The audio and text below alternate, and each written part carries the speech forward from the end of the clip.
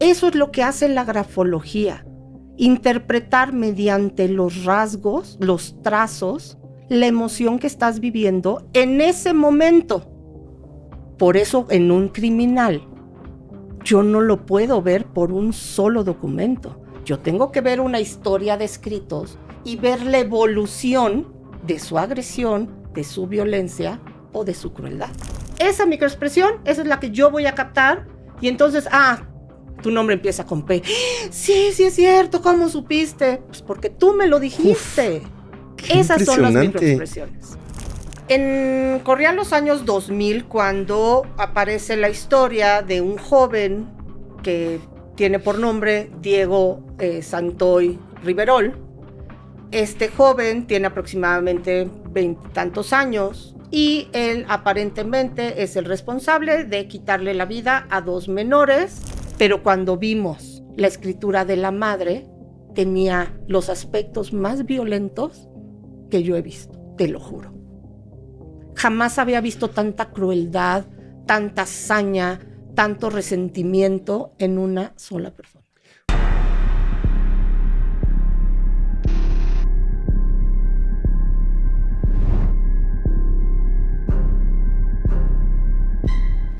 Bienvenidos a un nuevo capítulo de Criminalmente.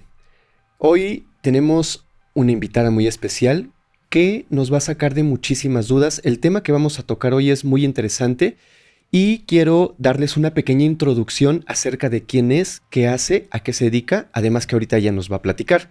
Hoy tenemos con nosotros a la grafóloga Vilma Naranjo.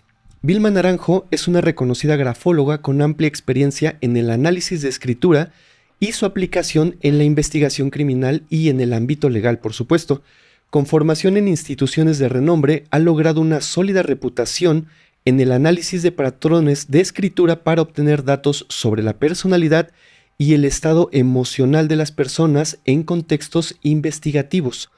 Trabaja también como colaboradora en conjunto con el doctor Jorge Luis Olivares, aportando su conocimiento en investigaciones de casos complejos y de alto impacto social, por supuesto, donde su habilidad para interpretar detalles ocultos en la escritura contribuye de manera significativa a la comprensión de perfiles y posibles conductas. Quise hacer una presentación amplia sobre ella porque de verdad lo merece. Es una persona súper preparada y hoy nos va a contar muchísimas cosas interesantes. Vilma, bienvenida, ¿cómo estás? Muy bien, Fermex, y contenta de estar por primera vez con ustedes y espero que no sea la última. No, vez. Claro que no, las veces que tú quieras estar aquí en Criminalmente, eres bienvenida. Muchas gracias. Vilma, antes de empezar, me gustaría que nos platicaras, primero, que nos dieras tus redes sociales, plataformas, dónde te gustaría que la gente te siguiera y proyectos, no sé, lo que tú quieras compartirnos. Claro que sí, muchas gracias. Pues me pueden encontrar en Instagram como Vilma Naranjo 3. Uh-huh. También estoy en Facebook como Vilma Naranjo y tengo un correo donde puedo recibir toda la información, todas las dudas que tengan y es naranjografologiaonline.gmail.com y recordarles que además doy cursos. Cursos de grafología, de interpretación de rostro y de cómo ir conociendo a nivel personal o de las personas con las que convivimos para empresas.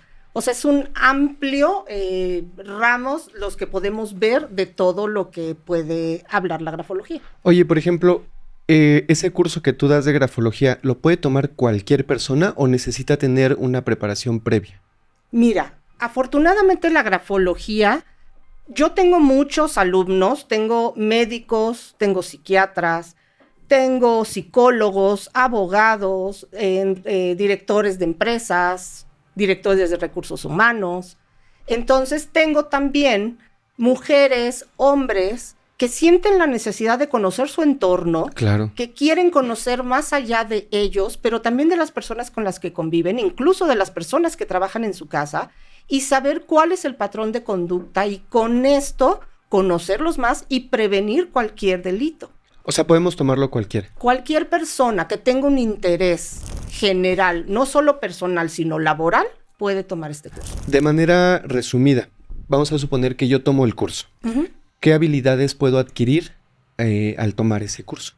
Mira, en este curso lo que yo hablo es de las tendencias que podemos encontrar tanto en la escritura como en el rostro.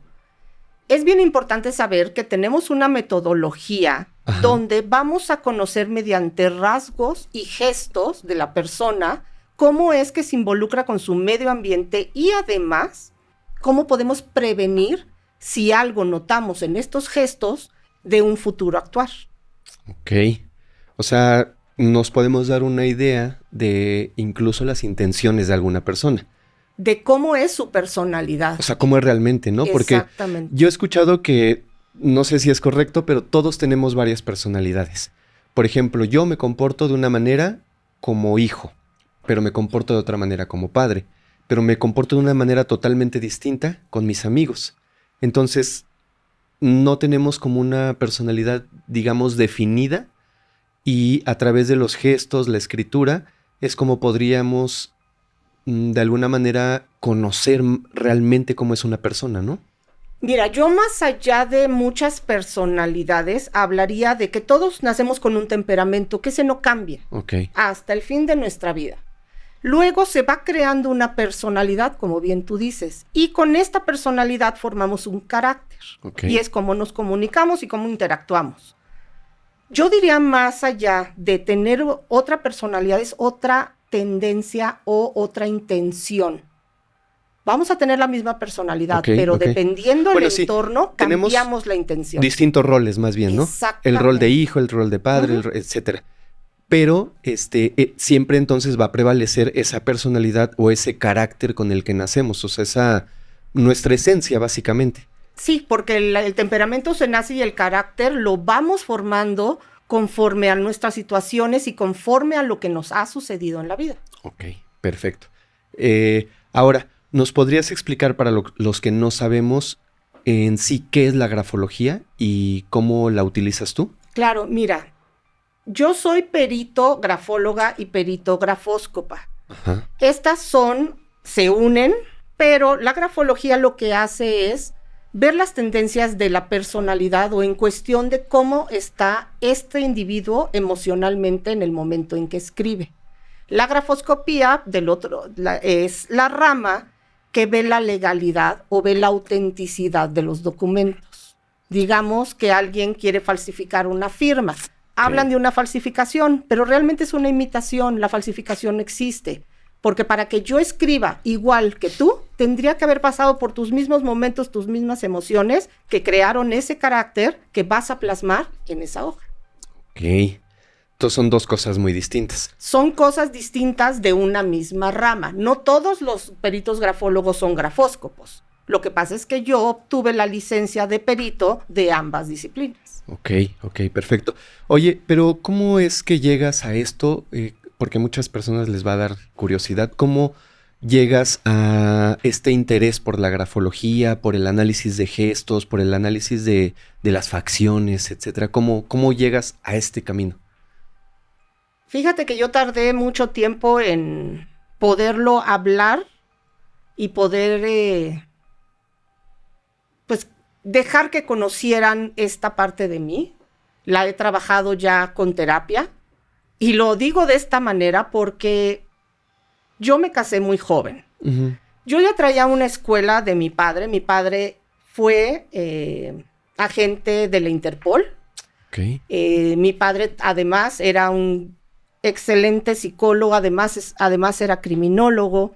Y él trabajó en México para las fuerzas especiales y trabajó como en lo que era la seguridad presidencial. Con esto lo invitan a que él forme parte de la Interpol. Así que el sueño de mi vida era convertirme en un agente del FBI. Ese era mi máximo sueño en este mundo. Mi madre puertorriqueña, mi padre mexicano, por lo que tengo ambas nacionalidades, tanto la estadounidense como la mexicana, por lo que me hubiera sido fácil poder irme a Virginia y ahí, en Cuántico, estar en la academia del FBI, obviamente si pasaba todas las pruebas, pero bueno, tenía los contactos que me podían llevar a esta situación.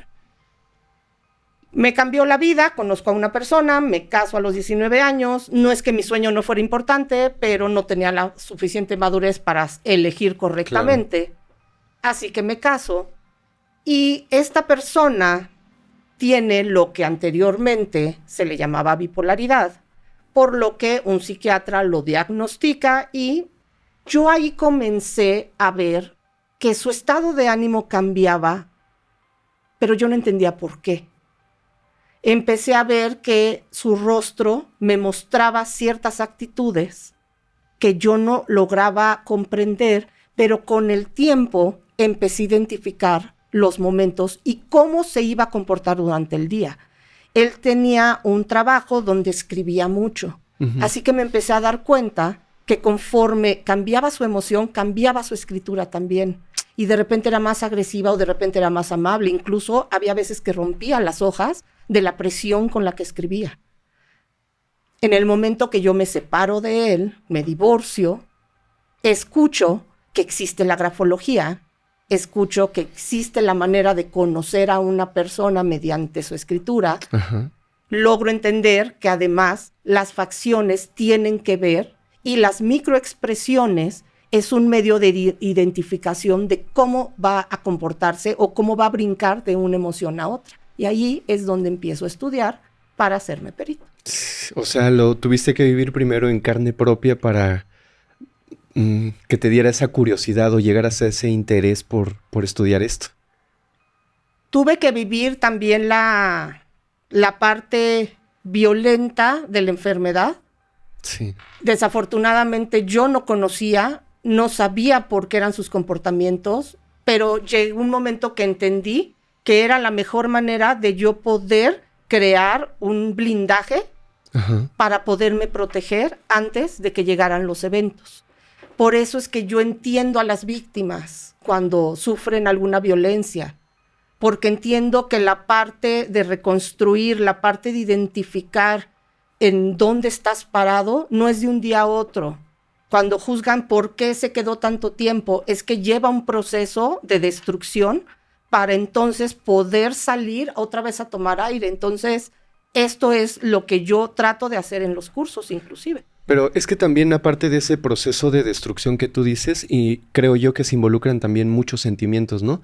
Porque sí tienes razón, mucha gente dice, ¿por qué se quedó tanto tiempo ahí? ¿Por qué aguantó tanto? Aparte de abrirte a la realidad y darte cuenta que esa persona con la que estás viviendo o conviviendo, pues desafortunadamente te va a ser muy desagradable la vida, también involucra ese sentimiento de que lo quieres, la quieres, claro, lo amas o la amas, y tienes esa esperanza de que en algún momento esa persona cambie, sea distinta, algo pase en la vida mágico y cambie su carácter. Pero no sucede. Generalmente no sucede porque ya son patologías o enfermedades. Pues sí, mira, yo no soy psicóloga, así que no podría hablar de un diagnóstico, pero sí te podría decir que ya son tendencias. O sea, algo que no va a cambiar. Claro, porque ya si es por enfermedad, pues claro, si está bien diagnosticado, pudiera ser controlable. Claro, o sea, no es que una persona así no tenga un futuro. Sí, claro, pero mientras esté atendido. Pero mientras esté atendido, claro. porque ese tema de la salud mental está bien difícil aquí en México. No hay no hay un organismo que te proporcione salud mental de manera masiva. Somos millones. Y que nos pueda ayudar cuando tenemos ese tipo de problemas. O sea, si nos da gripa, rápido vamos a la farmacia y compramos algún medicamento y se solucionó el problema. Pero si tenemos problemas de salud mental, si tenemos estrés, si tenemos algún problema ya más fuerte, no es como tan fácil, o así lo veo yo, aquí en México, que te atiendas de inmediato. Porque fíjate que es algo muy curioso. En algún documento de un médico, un psiquiatra, leí que decía que si te dolía la mano, pues ibas con un médico. Si te dolía el estómago, pues ibas con otro especialista. Pero cuando el enfermo es el cerebro, claro, no lo sabe, no duele. Entonces, tú puedes estar viviendo sin darte cuenta que estás enfermo, sí, y solo las personas que conviven contigo captan esta problemática, pero tampoco saben por dónde viene. Por eso en la escritura podemos ver que esta persona efectivamente está teniendo un problema, no diagnosticarlo porque la grafología no puede diagnosticar, sino puede crear un ambiente exacto donde se le lleve al profesional de la salud indicado, pero que pueda trabajar con este material. Ok. Ahora, ¿cómo entonces puede la grafología ayudarnos a entender la personalidad? Ya me voy a ir al extremo de una persona con tendencias violentas o incluso criminales. Yo siempre a mis alumnos les digo que los rasgos agresivos prácticamente se encuentran en, pues yo diría en alto porcentaje de la población, no solo de México, sino mundial. ¿Por qué? Porque estamos viviendo en una situación de vida donde todo es muy rápido, donde tenemos que estar peleando por un puesto laboral, por un espacio de vida, donde existen muchos crímenes. Entonces, tenemos que usar esta agresión de manera positiva. Yo soy una persona que tengo muchos rasgos agresivos en mi escritura. ¿Por qué? Porque mi trabajo me lo pide, porque el medio en el que me desenvuelvo es un medio agresivo. Así que yo utilizo estos rasgos para bien. Pero hay otras personas que utilizan estos rasgos agresivos, pero además vemos rasgos violentos, crueles, desafiantes, de poca empatía. Y eso es lo que podemos encontrar en un posible delincuente o alguien que ya lo realizó, si unimos lo agresivo con lo violento y con lo cruel. A ver, ya no entendí. ¿Cómo se separa esa línea? Tú me acabas de decir que tú tienes ese tipo de rasgos. No creo que solo tú, yo, todos lo tenemos. Y en algún momento explotamos por alguna situación. Pero, ¿en qué momento se cruza esa línea entre que tú te enojas, yo me enojo y solo decimos de cosas y nos vamos? Pero hay personas que no. Hay personas que cruzan esa línea totalmente y es donde se convierten ya en criminales. ¿Cómo cruzan? ¿Cuál es la diferencia entre nosotros, que bueno, no somos criminales? Sí podemos tener temperamento quizás fuerte muchos, quizás agresivo, pero sabemos que no vamos a cruzar esa línea jamás, ¿no? O sea, no vamos a hacerle daño físico literalmente a una persona jamás, a menos que esté en riesgo nuestra propia vida o la de alguna persona que queremos, pero de otra manera no lo vamos a cruzar. ¿Cómo se rompe esa línea y se pasa al lado donde ya te volviste, no sé si lo voy a decir bien, un psicópata, un criminal, alguien que le quita la vida a otras personas? Yo siempre les digo también a mis alumnos esto y hago este juego. Si pensemos que tú eres el director de recursos humanos de una empresa de seguridad. Ajá. Y viene una persona, estás reclutando a alguien que va a estar en la entrada cuidando quién entra y quién sale. Esta persona viene con rasgos agresivos en la escritura cuando se hace un análisis. ¿Tú lo contratarías? No. ¿Por qué no? Porque podría poner en riesgo, ¿no?, al demás personal. Si sus rasgos son... No sé si exista un parámetro donde, como acabamos de decirlo, todos tenemos algo de agresividad. Todos. No creo que nadie los tenga. Pero no sé si existe un parámetro donde yo me dé cuenta que la agresividad de esa persona está sobrepasando lo normal y entonces ya podría tener en riesgo al personal que está junto de él. Ok, yo lo que les pongo es, yo tengo que ver si esta agresión es para su trabajo, me va a servir porque entonces va a defender la puerta. Si está en riesgo el entorno de la oficina, claro, lo va a parar, ajá, se va a arriesgar. Yo necesito una persona agresiva. Okay. Lo que no necesito es una persona violenta. Es ahí, muy diferente entonces. Exacto. La agresividad a la violencia. Y la violencia, es lo que yo les digo. El que tú encuentres rasgos violentos es una cosa. El que encuentres rasgos agresivos puede ser tu fortaleza en lugar de tu debilidad. Si este mismo individuo va a un jardín de niños y es quien les va a dar el entorno para que hagan su siesta a los bebés, por supuesto que no lo voy a contratar, aunque su agresividad no sea violenta. Sí. Simplemente necesito a alguien más amable, sin rasgos agresivos, porque lo voy a dejar a cuidado de los menores. Claro, sí. Depende del puesto entonces. Exacto, depende si tu fortaleza es algo que te ayude, es correcto. En la grafología no hay bueno ni malo. Hay hacia dónde llevas las intenciones. Así que si yo encuentro un escrito, yo no puedo decir, es que porque vi una letra, eso hacen muchas personas que se dicen grafólogos, es que yo vi una letra y vi que había violencia y crueldad. No, espérame. Es como si yo voy a un médico y porque me duele el estómago, dice que tengo cáncer. Ya, te va. Pero no me pregunta, a ver, déjame checarte primero qué comes. Déjame ver si te lastimaste, si comiste algo que estaba dañado, si tienes problemas de... Exacto, tienes que ver todo el cuerpo para saber si efectivamente eso que te está doliendo lleva a un padecimiento. Pues la grafología es lo mismo que hace.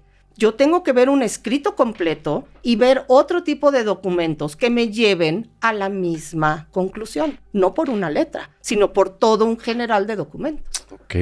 ¿Y qué tan temprano podemos confiar en la grafología? ¿A qué me refiero? Aprendemos a escribir entre 5 y 6 años aproximadamente. A partir de entonces ya es confiable porque creo no equivocarme, pero también se puede analizar y ayudar a los niños a través de su escritura, ¿cierto? Tienes toda la razón y es muy importante que lo digas, pero quiero dejar bien claro, la grafología lo que hace es hacer un análisis de los trazos, no solo de la escritura, porque si de eso dependiera, si yo me voy a Japón y yo no conozco el alfabeto o no existe un alfabeto como tal, no podría hacer un análisis, porque son signos, porque son diferente medio de comunicación. Así que, respondiendo a tu pregunta, yo en un menor que aunque todavía no sepa escribir en letra de molde, letra Palmer, yo vería sus espacios. Okay. Sus trazos pueden tener unas cosas que se llaman gestos. Los gestos son particularidades de cada individuo. Por eso es que conocemos si una firma fue alterada. Porque el propio delincuente, digámoslo así, va a poner sus gestos y no va a poder imitar de quien está imitando. Y por eso, como grafóscopa, por medio del microscopio, por medio de una lupa, yo puedo encontrar esos gestos y decir, no, esta persona no tiene el gesto de quien lo realizó, es falsa. Ok. Y aprovechando que tocaste ese tema, ¿qué características específicas tú buscas en la escritura de una persona que esté involucrada en un crimen? Ok, mira, si vamos a terminar como de cerrar el tema con los niños lo que van a hacer en sus primeros trazos son rayones, pero lo importante es saber hacia dónde llevan estos rayones, ¿ok? Yo puedo notar si los gestos ya llevan violencia, ya llevan agresión, si se sienten bien, si se sienten mal, si se sienten atacados, si tienen miedo. ¿Por qué? Porque voy a notar ciertos temblores, que obviamente un niño que apenas puede tomar un lápiz va a tener temblores, pero son temblores especiales, donde yo puedo identificar si este menor corre riesgo, porque sus espacios, cómo me está comunicando sus trazos, si son violentos, ¿cómo lo voy a identificar? No por su trazo, sino por la presión con la que está manejando este lápiz, porque entendamos que el cerebro es el que manda la información y simplemente la mano es la herramienta. Claro. Una persona que ha perdido su miembro con un aparato podría escribir y no lo está escribiendo una mano, porque esta mano no es del cuerpo, lo está escribiendo el cerebro. Entonces este menor se va a comunicar y puede romper hasta la hoja con la presión porque está enojado. Esto es lo mismo que yo voy a buscar en un adulto. Okay. ¿Cuál es su manera de comunicar en un papel? Si yo veo que sus trazos son sumamente de una presión fuera de lo normal, incluso hay personas que si ustedes voltean la hoja, pueden tocar, exacto, y toman un grafito y empiezan a rayar y aparecen las letras. Imagínate la emoción que tienes que estar poniendo en un documento para que llegues a hacer esto, o en ocasiones te pasas a la siguiente hoja. Fíjate que recién me pasó, Y me llamó mucho la atención. Acompañé a uno de mis hijos a cancelar un contrato que tenía de X cosa. Todo bien. Llegó la persona que iba a cancelar y los dos nos quedamos así. Era una chica. Le dije yo, se cancela como un contrato normal, pasando las líneas. Te lo juro que así pero fuertísimo. Nos quedamos así sacados de onda porque cuando revisamos el contrato, volteamos la hoja, estaba literalmente como si lo hubiera hecho con un cúter. La tinta pasó de una a otra hoja de lo fuerte. Y le dije, mira, no soy experto, pero estaba enojadísima de que hubieras cancelado el contrato. Exacto, tú le diste al punto. Su mirada, su expresión. Y yo todavía, digo, para reforzarle, le dije, oye, pero no tienes que poner ahí que la fecha y que cancelamos y que todo quedó en orden y que todo bien. Sí, pero así, sí. Así, hoy, pero con una fuerza que traspasó, te juro que traspasó 2 hojas. Al momento de hacer las rayas, las perforó literal. Entonces te das cuenta cómo sacó ahí todo el enojo que tenía, ¿no? Me encanta que digas esto porque justamente es las cosas que ya sabemos interpretar. El problema es que no sabemos las definiciones, pero todos las hemos vivido. Sí. A mí, si algo, les puedo dar un tip para que nunca lo hagan. Cuando van a estos hoteles o van a llenar un contrato, como bien dices tú, yo les diría de consejo que tomen otra hoja y la pongan por debajo. ¿Por qué? Porque cuando nosotros escribimos, como no sabemos manejar nuestra emoción, podemos dejar información en la siguiente hoja. ¿Cómo? Imagínate que tú agarras estas libretitas que te dejan en los hoteles. Y entonces le dices a la compañera que está contigo, compañero, amigo, lo que tú quieras. Pásame los números de la tarjeta para anotarlos, para llevármelos. La vigencia, el código de seguridad, Yo me llevo mi hojita. Sí, pero la escribes Abajo, tan fuerte que quedó. Dejé la información. Igual en un contrato. Pasas un lápiz suavecito. Y aparece. Y se pinta todo. Lo mismo pasa en un contrato. Pero si tú agarras la libreta completa o agarras esta hoja que tú pusiste en medio, ya no les dejas información. Es algo tan simple que parece tan ilógico, pero sucede. Sí. A mí lo que más me gusta de verdad analizar son o ver las actas de matrimonio y las actas de divorcio. Quiero pensar que en la primera encuentras rasgos bonitos, bueno, no creo que siempre, ¿verdad? Porque también hay casos. Rasgos de felicidad. Pero la generalidad. Rasgos de felicidad. Y en el segundo, no sé si encuentres coraje u odio. Lo que no sé si sea posible detectar a lo mejor es tristeza, decepción, desilusión, algún trazo triste. Yo no sé qué pudieras tú encontrar. No todos nos divorciamos de la manera más elegante. Claro, creo que casi nadie. Exacto. Yo encuentro añoranza, encuentro poca esperanza, encuentro miedo en ocasiones. No todas las personas se divorcian porque quieren. A veces son forzadas. Sí. Y esto ocurre igualmente en una carta póstuma de alguien que decide no seguir el juego de esta vida. Donde podemos ver que esta carta tiene todos estos rasgos de decepción, de desilusión. Ya no futurizan, ya no hay sueños, ya no hay metas. Todo lo veo que los espacios que cubren tienen que ver con el pasado. Pero veo decisión, pero también veo a veces paz o a veces búsqueda de descanso. Pero me he encontrado casos donde estas cartas han sido manipuladas, donde se les hace que escriban esta carta, y lo que encuentro sí son planes a futuro, porque tienen miedo de morir. Y esto es algo contrario a lo que deberíamos encontrar en una carta, y ahí podemos tener los primeros indicios de que esta persona fue manipulada. Ok. Oye, eso se me hace muy interesante y quiero volver, antes de que se me vaya la idea, a la pregunta anterior. Creo que todos tenemos dudas. Yo sé que tu respuesta no nos va a volver expertos a nosotros, porque para ello están los cursos, para ello están los diplomados y todo lo demás. Pero, ¿qué características específicas tú buscas en la escritura?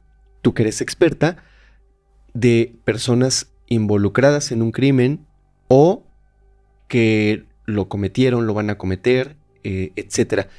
A todos nos da curiosidad. Así, no sé, te voy a poner un ejemplo. Personas que escriben con mayúsculas. Personas que empiezan a escribir así y se van hasta acá, en chiquitito. No sé qué sea el significado, pero sé que hay distintos tipos de escritura. ¿Qué buscas tú? ¿Qué rasgos, qué características puedes encontrar y buscas en la escritura de alguien o de un presunto criminal? Mira, yo siempre pongo estas dos vertientes. Yo no creo que haya ni positivo ni negativo. Entiendo que hay fortalezas y hay debilidades. Obviamente, dependiendo del crimen, yo voy a buscar la información que necesito. Si tú me presentas a una persona que ha cometido un fraude y ha robado en una empresa, ¿qué es lo que yo voy a buscar? No voy a buscar si su relación con su madre o su padre es correcta. Claro. No voy a buscar si tiene planes a futuro. No voy a buscar si es una persona que es buena para estudiar contaduría. Voy a estudiar su relación con el dinero, cómo se maneja. Voy a buscar rasgos de lealtad, de honestidad, de fidelidad, cómo comunica con las personas, si acapara o, por el otro lado, otorga. Las personas que suelen robar tienden a acaparar incluso con las letras. No sé si ustedes han visto, pensemos que escribo casa como un inicio. Ajá. Y entonces pongo la letra C con mayúscula y luego asa, ¿no? Ajá. Y en ocasiones ves que esta C pareciera que se está comiendo la siguiente letra. Este tipo de personas son las que acaparan. Ok. Pero también son personas invasivas. No respetan los espacios. Así que yo tengo que buscar todos estos aspectos para alguien que va a robar o tiene tendencias para cometer esto. Entonces voy a buscar si su relación con el dinero es para él mismo o es para otorgar. Voy a buscar si su medio de comunicación es con lealtad o puedo ver muchos ocultamientos donde voy a entender que esta persona no me va a hablar con la verdad, sino va a manejar o va a maquillar para que yo le crea. Ajá. Si es una persona que va a cometer un delito, pensemos, alguien como Jeffrey Dahmer, te puedo poner el ejemplo. Jeffrey Dahmer era una persona que tenía rasgos muy exagerados. ¿Qué es un rasgo exagerado? Pensemos que en la letra G, que nos habla de la sexualidad de un individuo, no de la orientación, nos habla simplemente de cómo comunica su sexualidad hacia su medio. Jeffrey Dahmer tenía esta particularidad que el óvalo de la G, a nosotros nos han enseñado caligráficamente que el óvalo tiene que estar muy redondo. Sí. Y luego baja una línea y luego hace una pequeña curva. Ajá. Esa es la G caligráficamente aceptada. ¿Qué es lo que hace una persona que sexualmente no está adaptada o no está segura, no de su orientación, sino de cómo se comunica, inclusive de lo que da o lo que recibe en el ámbito de la sexualidad? Sus óvalos son muy chiquitos porque las palabras se dividen en tres, en una zona superior, en una media y en una zona inferior. Ok. En la zona superior que encontramos, imaginemos una letra T, esta barra, esta tilde, vemos la voluntad, vemos el intelecto, vemos las cuestiones de fe. No tienen que ver con religión, sino cómo interpretamos la fe. En la zona media nos habla exclusivamente del yo.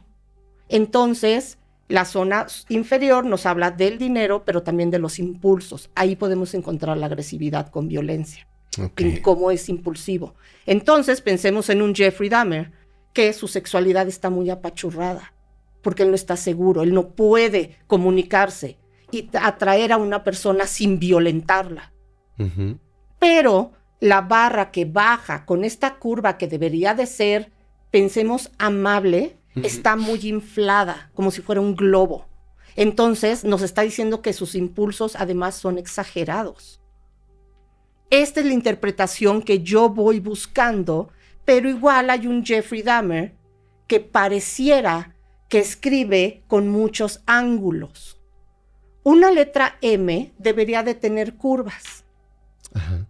Y resulta que un Jeffrey Dahmer hace, en lugar de curvas, opta por hacer ángulos. Picos. Exacto, donde desde ahí está comunicando la fuerza. Además, la M me habla del autoconcepto. Mientras más grande es como más inflado está el ego. Mientras más pequeño es cómo está, cómo tu autoestima o cómo te autopercibes.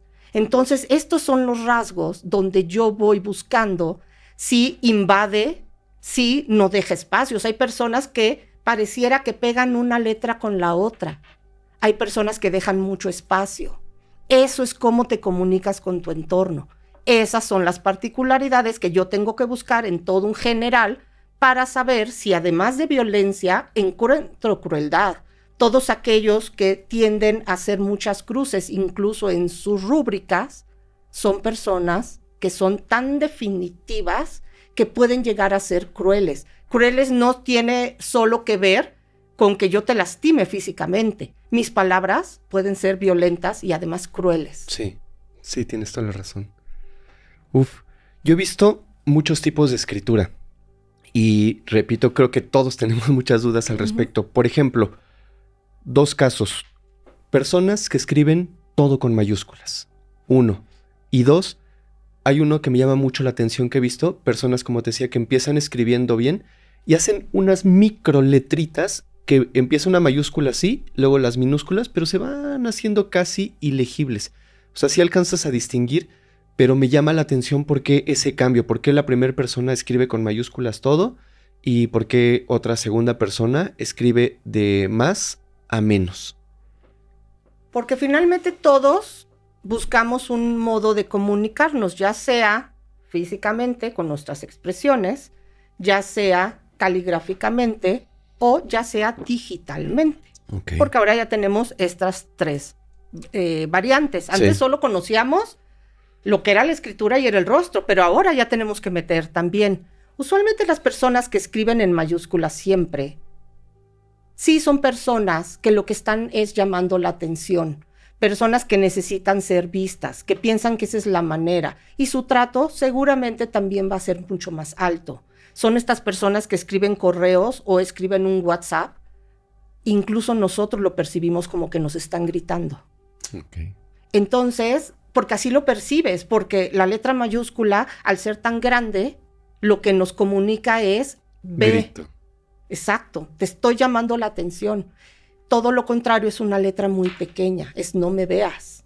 Y mientras más pequeña, menos perceptible es a la vista. Ajá. Y menos identificable es la emoción. Porque lo que estoy haciendo, todo lo contrario de una letra grande, es no veas lo que te estoy comunicando. ¿Qué pasa cuando una persona, este claro ejemplo que tú dices, yo cuando voy a dar una clase, les pido que me escriban un texto, cual sea, se lo inventen, una historia, pero que no tenga menos de 14 renglones. Y la razón es la siguiente. Cuando yo te voy a escribir una carta y tú y yo tuvimos un problema, yo empiezo. Querido Fermex, no, pero estoy enojada. Hola Fermex, no, pero suena muy seco. Estimado Fermex, y muy busco formal. La manera de que en el momento que tú recibas la información, no te enojes. Entonces decido poner Fermex. Ya no me voy a meter en problemas. Fermex, el otro día me preguntaste cómo me encontraba, porque estaba muy rara contigo y empiezo a comunicarte y mi letra va plana. Pero conforme yo empiezo a recrear la situación que me hizo estar dolida contigo, te alteras. Mi emoción empieza a cambiar. Igual va a ser mi comunicación escrita. Entonces, voy a empezar a comerme letras. Voy a empezar a tachar porque ya me equivoqué, porque tengo tantas ideas en la cabeza que empiezo a tachar, empiezo a comerme letras, no termino las palabras y empiezo a cambiar las zonas, los espacios de esta comunicación, Porque si bien al principio yo era plana, porque estaba tranquila y estaba tratando de comunicar con el enojo, y termino diciéndote, y por eso te odio. Y seguramente el te odio va a ser de este tamaño. Y empezamos tranquilamente. Claro. Pero conforme vas recordando todo lo que pasó en nuestra amistad, pues es que vas reviviendo y ya no puedes controlarlo, ¿no? Ya empiezas a escribir, empezaste con una letra y ya terminas escribiendo con otra totalmente distinta. Claro, porque lo que finalmente en un inicio queremos es comunicar y al final termina en un pleito escrito. Uh-huh. Y tú así lo vas a recibir. Por eso es bien importante que las personas entendamos que los medios digitales, si bien sirven para comunicar, pero no sirven para comprender. Porque yo te escribo un WhatsApp explicándote algo y tu respuesta va a ser, a ver, no te entendí. O tu respuesta va a ser, pero si me pusiste que sí vas a venir. No, te dije, sí vas a venir, signo de interrogación. Pero si no lo pongo, tú lo entiendes o lo interpretas como tú lo recibes. Sí, fíjate que me ha pasado precisamente en medios digitales, Uh-huh. en WhatsApp o así, que de pronto escribes algo y la gente lo malinterpreta, ¿no? Porque yo puedo escribir, ok, aquí te espero. Y lo que siempre le digo a la gente es que no puedes ponerle un énfasis al texto, no en WhatsApp, porque yo te puedo decir a ti, ok, aquí te espero. Y está bien, ¿no? Está chido. Pero ¿qué tal si te digo, ok, aquí te espero? Ah, ¿cómo le pones ese énfasis al WhatsApp? Y mucha gente dice, no es que me hablaste bien feo. ¿Cómo te hablé bien feo, no? O me hablaste bien bonito. No, pues fue normal. Porque no puedes darle esa interpretación, ¿no? Al texto. Porque tú le das la interpretación que quieres. Exactamente. Yo pongo a mis alumnos a que me lean las cartas. Y es bien curioso porque aumentan palabras, se siguen de corrido, ponen emociones. Y yo les digo, a ver, me estás leyendo una receta de cocina. ¿Por qué me metes una emoción de tristeza? Nada más falta que yo te saque un violín. Pero es que esa persona en ese momento está triste. Y cualquier medio que esté impreso, claro, lo va a transmitir con tristeza. Lo va a transmitir. Y así lo va a interpretar. Eso es lo que hace la grafología. Interpretar mediante los rasgos, los trazos, la emoción que estás viviendo en ese momento. Por eso en un criminal yo no lo puedo ver por un solo documento. Yo tengo que ver una historia de escritos y ver la evolución de su agresión, de su violencia o de su crueldad. Y que sea igual en cada uno. Ok, sí, que se mantenga. Uh-huh. O que detectas alteraciones, debo pensar. Exactamente. Wow, es un súper tema y creo que solo lo entenderíamos pues estudiándolo más. Antes de pasar a otra pregunta, uh-huh, me gustaría, así como me explicaste ahorita todo lo que es la grafología, creo que también nos interesa mucho saber esa interpretación que tú le das a los rostros. Que es muy distinto. Ahí me acabas de decir hace un rato, expresiones muy marcadas de coraje, de felicidad, de indiferencia, pero también hay microexpresiones. Uh-huh. Quizás no entiendo yo muy bien la diferencia entre uno y otro. Nos gustaría que nos explicaras, por ejemplo, primero qué son esas expresiones, qué son esas microexpresiones, cómo las detectamos y quizás si me quieres dar algunos ejemplos, ¿no? De expresiones normales y esas micro, que creo que las micro dicen más según yo, uh-huh, porque son esas expresiones ocultas que dices, ¿no? O sea, con micro, no sé, cositas que no nos damos ni siquiera nosotros cuenta que estamos expresando, pero que alguien como tú, que es experto en este tema, pues sí las va a detectar y va a saber cuando alguien está enojado, está contento, o viene ahí ya la agresión, el golpe, ¿no? Yo logré una técnica, yo no voy a decir que solo mía, pero por lo menos yo no he encontrado un libro que lo maneje de esa manera. Y yo lo que hago es hacerles ver a las personas que por lo menos están interesadas en estos temas, que todos nos vemos como escribimos y escribimos como nos vemos. ¿Por qué? Hay una frase que a mí me encanta de los rostros que dice que del año a los 20 tenemos el rostro con el que nacemos. de los 20 a los 50, el que trabajamos. Y de los 50 al día que morimos, el que merecemos. Ok. Tú has visto personas en la calle que tienen un rostro y dices, pero ¿por qué siempre está enojado? O ¿por qué siempre está feliz? O ¿por qué siempre está triste? Porque ese es el rostro que trabajó y terminó con ese merecimiento de esas facciones que se pudieron haber transformado por sus vivencias de vida. Lo mismo pasa con la escritura. Tú llegas a un punto final donde toda esta historia creó la manera en que escribes. Por eso es que yo siempre hago esta comparación. Incluso yo primero a mis alumnos les presento un escrito, lo analizamos y después les digo, ahora pongámosle cara. Pero ¿cómo si no? Tú ponle cara. Porque el rostro también tiene 3 zonas, la superior, la media y la inferior. Igual que las letras, igual que las palabras. Entonces, yo les digo, si es una persona impulsiva, ¿cómo va a ser su zona inferior? Si hace representaciones exageradas, ¿cómo va a ser su zona inferior? Si su sexualidad es amplia o es muy manipulable en la escritura, busquémosla en la cara. Y esto lo vas a encontrar en la zona baja, donde están los labios, donde usualmente son gruesos, donde son prominentes, donde la quijada usualmente va a ser más cuadrada o más triangular. Ajá. No va a ser muy redonda. Los redondos son de signos infantiles. Lo mismo que en la escritura. Un rostro infantil, ¿cómo es la persona? Piensa en alguien que conozcas que tiene un rostro muy infantil. Pensemos este youtuber Fofo Márquez. Ajá. Su escritura, si la pueden buscar, es de un niño de 8 años. ¿Pero su agresividad? Esa es otra cosa. Porque en el rostro también encontramos que pareciera un niño y él hace las rabietas o los caprichos de un niño con la fuerza de un hombre. Ok. Esa es la diferencia. Las microexpresiones, yo diría que son los gestos más reales. ¿Por qué? Exacto. Porque duran microsegundos. Por eso se llaman microexpresiones. Y ni siquiera nos damos cuenta nosotros mismos, ¿verdad? Jamás te vas a dar cuenta. Si tú tiendes a... ¿Han visto estos programas como que llevan a personas a platicar sus historias, ¿no? Y hay un conductor y entonces, a ver, ¿a ti qué te pasó? Y que pase la persona y que entonces empiezan a pelear. ¿Cuál es la diferencia de eso a un testimonio real? Ajá.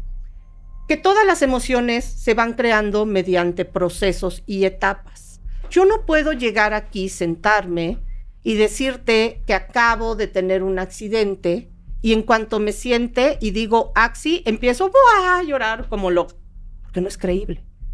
Tendría que haber un proceso donde yo me siente y te diga, fíjate que salí de mi casa y es que no me di cuenta y entonces se va creando. Vas recreando. Exacto, y eso hace que incluso mi rostro cambie. Y es el famoso que dicen, es que se le aguaron los ojos, ¿no? Porque Ajá. empiezan a acumularse las lágrimas sin ser un llanto, pero viene la emoción. Ajá. Eso es lo que tenemos que buscar como algo real. Cuando se va creando, lo vemos en los juicios, donde está el testimonio y está platicando lo que le pasó y de repente vemos que se levanta y agrede al que están procesando. Esa es una información real, porque se está acumulando la emoción hasta que estalla. Pero en el caso de un criminal lo podemos ver. Si le preguntamos, ¿tú terminaste con la vida de tal persona? Una microexpresión, en lugar de tristeza o de enojo o de rechazo, vamos a ver aceptación. Se van a subir las comisuras de los labios en un segundo, va a tragar. Sí. Se van a abrir las fosas nasales, va a bajar la comisura de los ojos, porque ahí es donde muestra todas sus emociones, todo lo que le estás diciendo, okay. Le está gustando, le está causando un placer. Esta es la manera, y me encanta, que viene una persona y te dice, voy a adivinar lo que estás pensando. Y tú, bueno, ok, adivinemos. ¿Tuviste una mascota que te encantaba? Sí. ¿Era un perro o era un gato? Una persona que tenga conocimientos de microexpresiones, en el momento que yo dije perro, levantaste las cejas. Gato no te causó ninguna emoción. Uh-huh. Esa es la manera de ir descubriendo. Tu nombre empieza con F, uh-huh. Hay una emoción, no hay una emoción. Con G, con H, con M, y esa microexpresión, esa es la que yo voy a captar, y entonces, tu nombre empieza con P. Sí, sí es cierto, ¿cómo supiste? Pues porque tú me lo dijiste. Esas son las microexpresiones. Ahora, aplicado al área criminal, pues está bien cañón, ¿no? Porque descubres muchísimas cosas. Porque esa es la manera, además, de crear perfiles. Si tú te presentas con una pareja que acaba de perder un niño, que está que acaba de perder, me refiero, sustraído, secuestrado, o sea, que no sepan de su paradero. Ajá. Pero ves que la pareja está muy junta, se están tomando de las manos. Sus piernas están dirigidas hacia ellos mismos.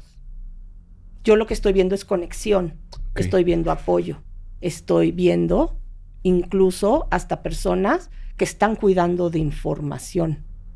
Porque en el caso, y cualquier padre que nos esté oyendo, sabrá que cuando yo llego a mi casa y veo que mi hijo se cayó, lo primero que me voy a enojar es con la persona que permitió que se cayera. Claro. Aunque no haya tenido la culpa. Entonces la mayoría de los padres, cuando sufren este tipo de pérdidas, lo que hacen es separarse, enojarse. Sus piernas están contrarias porque no quieren contacto. Tocarte es lo menos que necesito en este momento. Sí, porque no lo cuidaste, no tuviste la atención, ¿no? Eso sucede en los primeros momentos. Ahí podemos ver si hay complicidad. Esas son las actitudes que van creando un perfil y te van diciendo cuando hay el alfa de la versión, cuando es el que responde todas las historias, cuando le aprieta la mano, cuando va a decir algo y ves que hay un cierto movimiento que le está diciendo calla. No lo hagas. Uh-huh. Esas son las cosas que para hacer un perfil tendríamos que empezar a analizar y saber si vamos por el correcto rumbo o estas personas no nos van a dar la información que necesitamos y tenemos que buscar por otro lado. Todo esto que me dices me lleva a una pregunta que te tengo que hacer. Me acabas de decir que hay complicidad que se pueden detectar entre las miradas, entre incluso la posición de las piernas, si apuntan hacia esa persona, si están separadas, el apretón, la forma en que se miran, etc. Tú trabajaste en un caso muy especial, si no me equivoco, que es el caso de Diego Santoy Riverol. Uh-huh. Ahí hay una complicidad. Ahí hubo algún trato, ahí eran dos personas las implicadas, una dijo una versión, la otra dijo otra versión. ¿Nos puedes platicar sobre eso? Ese es un caso súper famoso, muy polémico. Uh-huh. No sé si para las personas que nos están viendo, que no son de aquí de México, que no conocen muy bien el caso de Diego Santoy, así nada más nos das como una embarradita de qué fue, quién es Diego, qué pasó, qué hizo, pero más allá de eso, tu análisis, cómo participaste, cómo hiciste. Porque todo esto que me acabas de contar, desde la escritura hasta los rasgos faciales, esas microexpresiones, creo que todo eso ya lo podemos ahora sí pasar a un plano real y que nos platiques cómo fue toda esa experiencia de participar, de colaborar en este caso que fue, pues, dio la vuelta al país y yo creo que hasta salió de aquí del país. Claro. Fue súper famoso por los crímenes tan atroces que cometieron. Corrían los años 2000 cuando aparece la historia de un joven que tiene por nombre Diego Santoy Riverol. Este joven tiene aproximadamente 20 y tantos años y él aparentemente es el responsable de quitarle la vida a dos menores, estos dos menores de menos de 10 años, que son medios hermanos de su pareja sentimental, que se llama Erika Santoscoy. Ajá. Y Erika es una joven que vive con su madre, una hermana mayor, y estos dos pequeños de otra relación de la madre. Medios hermanos. Sí. Ellos aparentemente han sido quitados de la vida por parte de Diego, y al parecer Erika es inocente de todo esto, donde incluso tiene una lesión en el cuello, aparentemente realizada por Diego, y Diego es detenido y es llevado a proceso. Acusado de arrebatarle la vida a los dos pequeños. Menores y el ataque... una tentativa de homicidio hacia Erika, que era su pareja sentimental. Así es.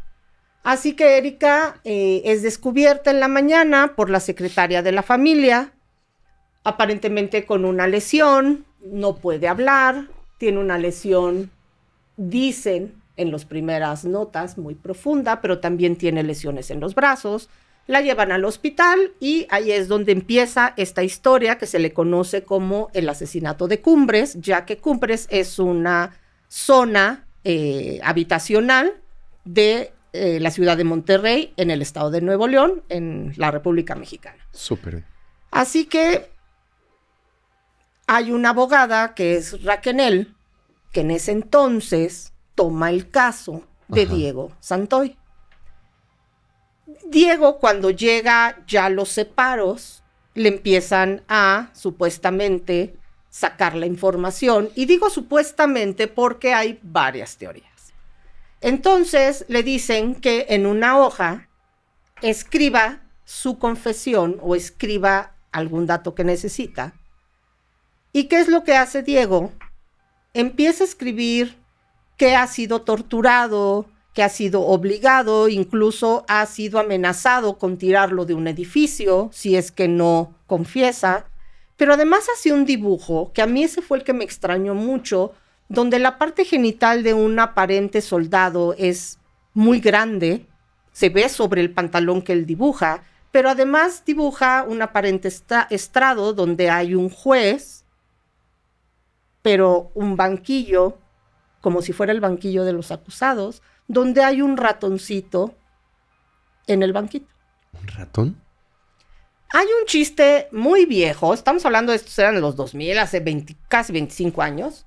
Había un chiste donde decían que la manera en que los judiciales le sacaban la información a las personas que tenían detenidas era pues con tortura. Así que terminaban diciéndole, tú eres elefante, ¿no? Y él decía, no, yo no soy elefante. Sí, tú sí eres elefante. ¿Y qué es lo que hacía la persona? Eran tanto la tortura que terminaba aceptando que era un elefante. Esta historia él la plasma en este banquito porque dibuja un ratoncito y un elefante. Okay. A mí esto me llamó mucho la atención. ¿Por qué?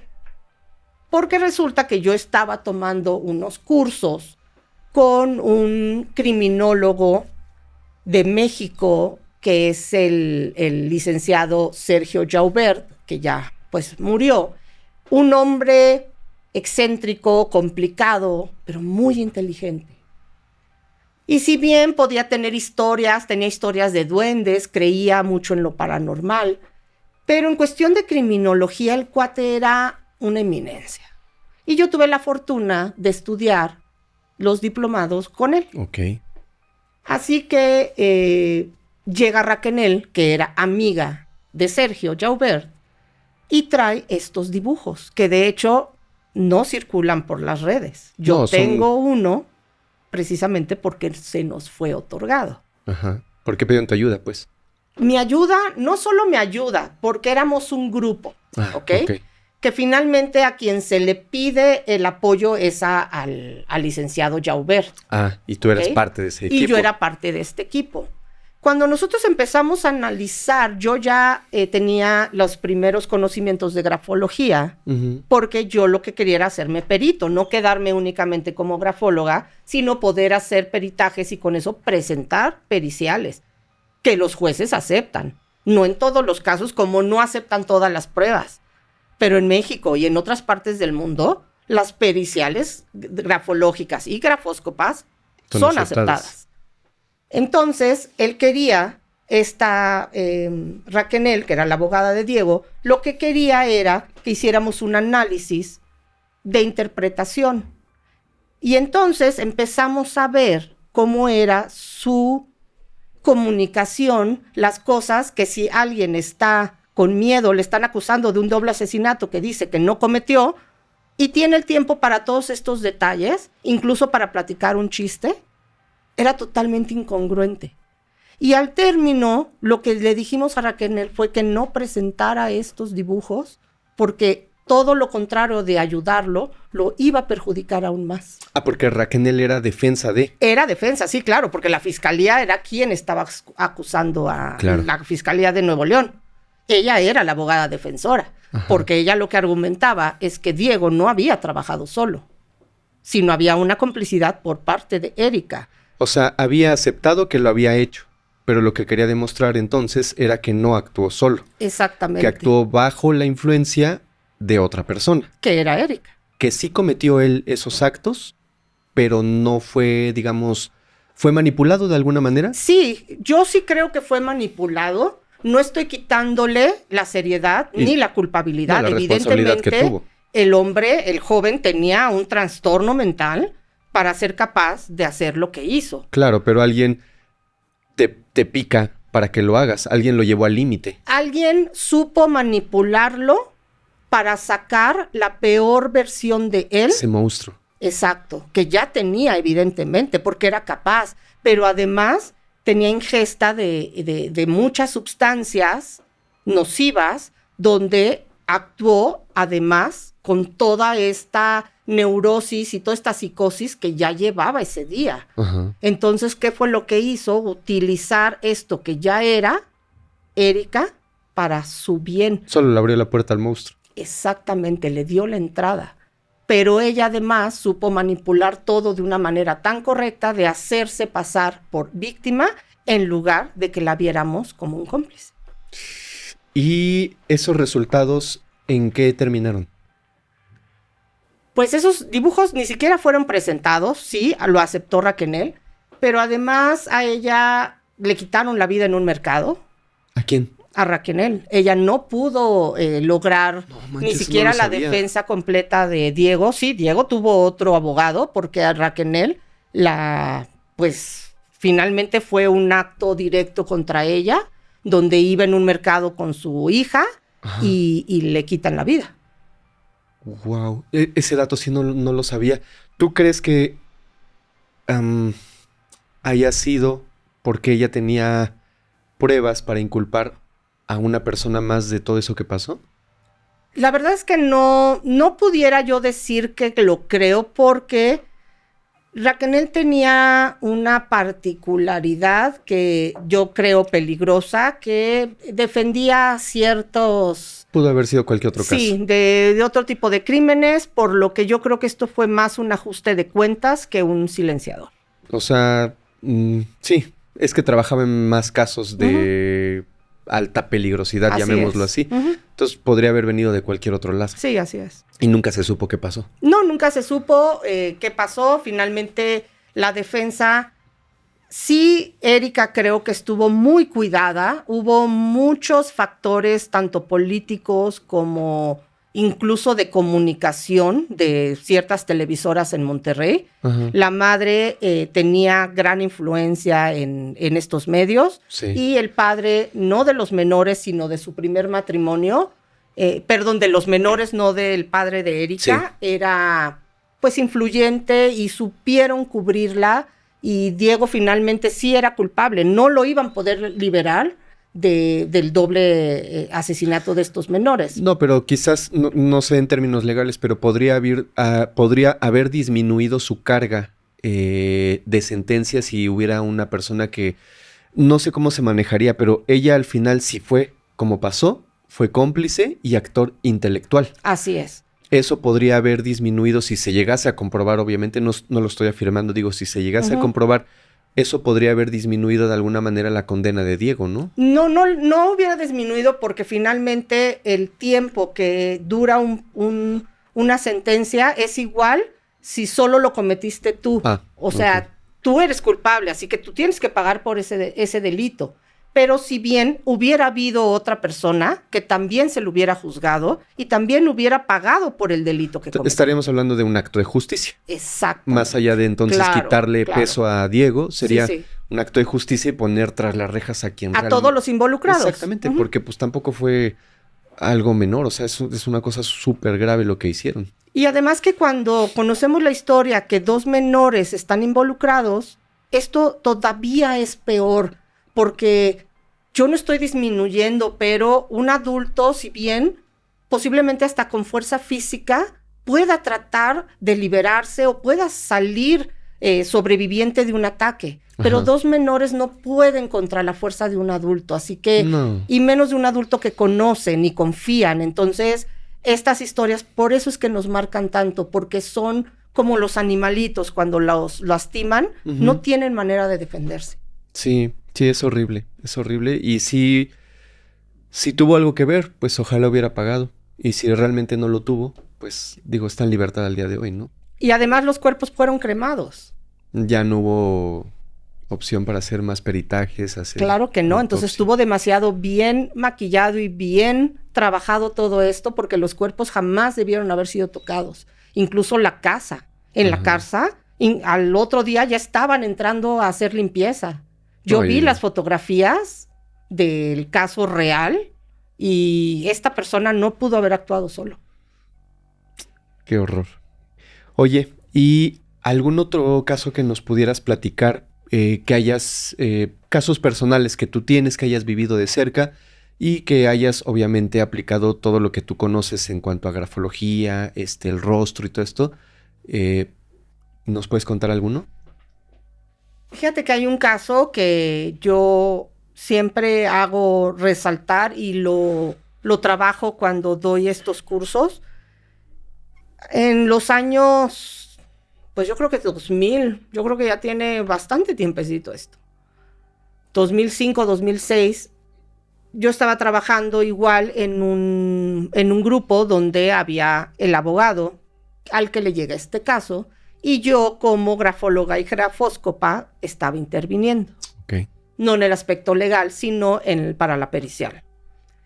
Este es un caso, llega en la Ciudad de México y de hecho es en el Estado de México. Hay una escuela de mucho renombre, que no quisiera tocar el nombre porque finalmente esa fue una situación, yo no puedo juzgar a la escuela por esto. Okay.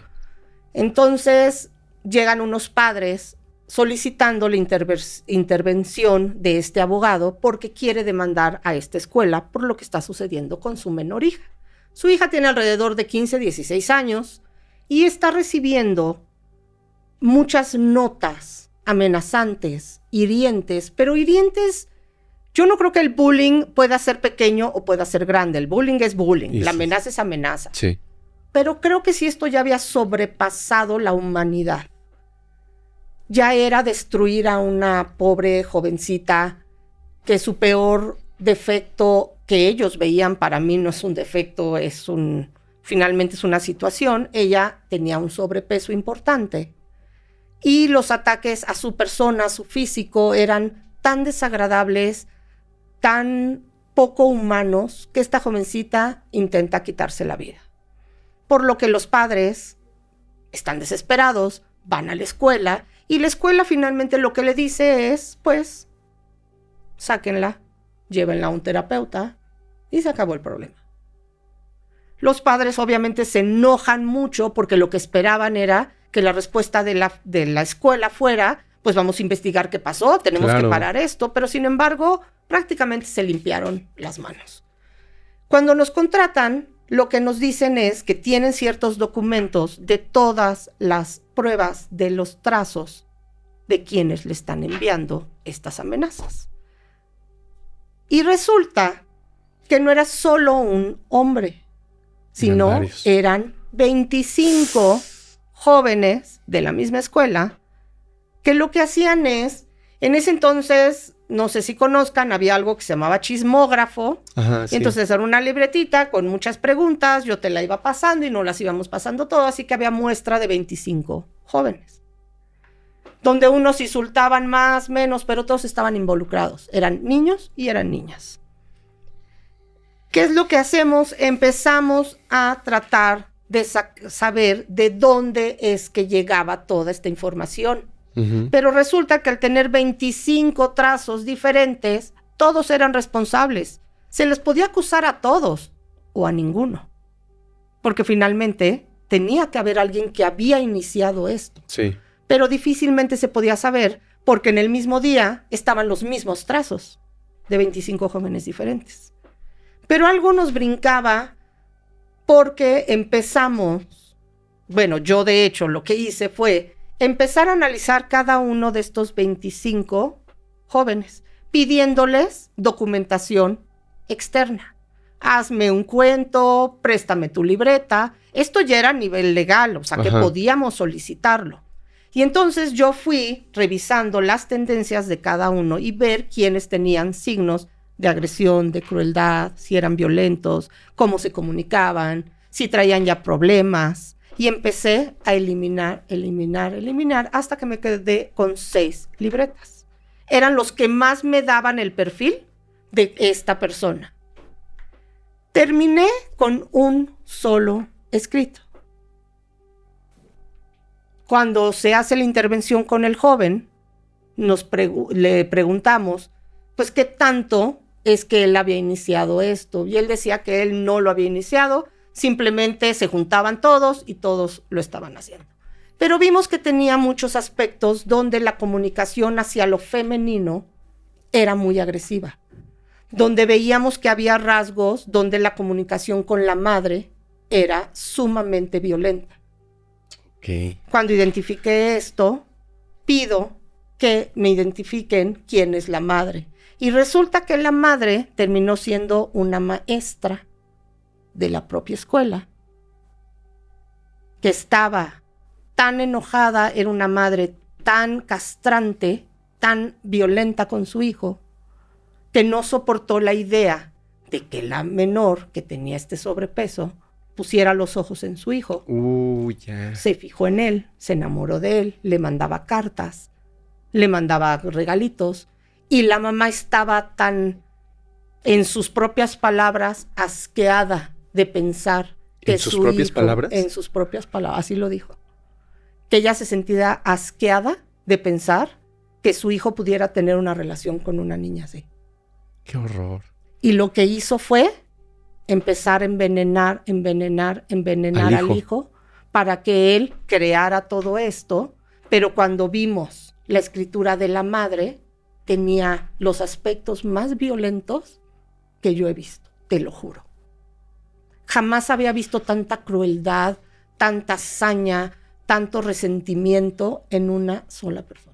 Pues es que imagínate qué tan fuerte era que envenenó a su propio hijo para que su hijo le hiciera daño a otra persona, porque ella la detestaba simplemente, ¿no? Porque no le parecía quizás digna de su hijo. Así es. Oye, ¿y nunca has tenido en este tema de los jóvenes y de las escuelas? Bueno, antes de que te pregunte, ¿en qué terminó?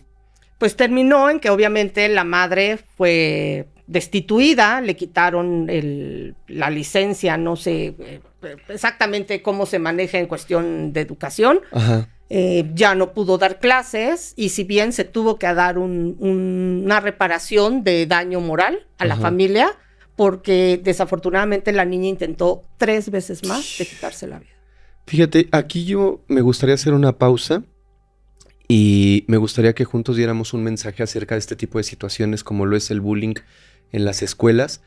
Sí, creo que es nuestra responsabilidad también como adultos estar pendientes, no solo de si tenemos niños pequeñitos o adolescentes, si les están haciendo daño, es muy importante, pero creo que también tenemos la responsabilidad de aprender y saber detectar si nuestros hijos le están haciendo daño a alguien más.